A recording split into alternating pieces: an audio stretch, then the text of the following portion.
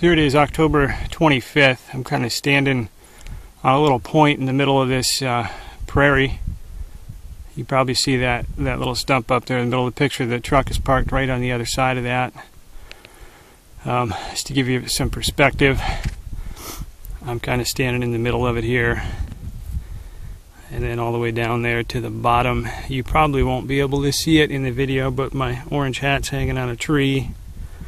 Shot a nice blacktail down there this morning.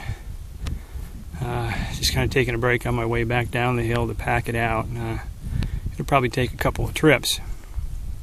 But I'd started this morning way up yonder. I don't know if you could see that building. There's an old barn up there. I parked the truck, and it was still dark when I left the truck. Kind of worked these ridge lines a little bit. There's a bunch of hardwood pockets amongst all these pines, and I thought it was a pretty good opportunity to see some deer. Saw some does kind of on the edges this morning, and actually sat down at that rock outcropping for about 45 minutes watching 3 does waiting for a buck to come out.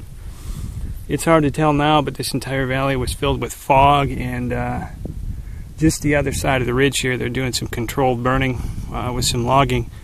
So I still smell the smoke. The whole valley was kind of filled with smoke and fog. It was difficult to see. So I figured I would not disturb this area anymore. I knew there were deer in here. I was going to come back tonight and sit probably about where I'm standing right now, as I could see quite a bit. So I started to hike back up this ridge line here.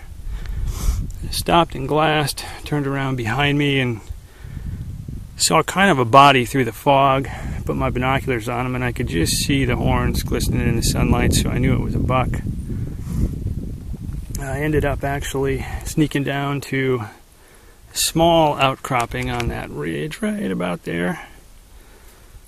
Difficult to see through the scope with all the smoke and fog, but ranged him at about 180 yards, and he was sitting right on that point right down there, kind of following a doe, I believe. Had no idea I was there at first, but when I moved to that rocks down there, I think he saw me, and by the time I got my gun on him, was able to find him through the smoke. He was kind of three-quartering me, and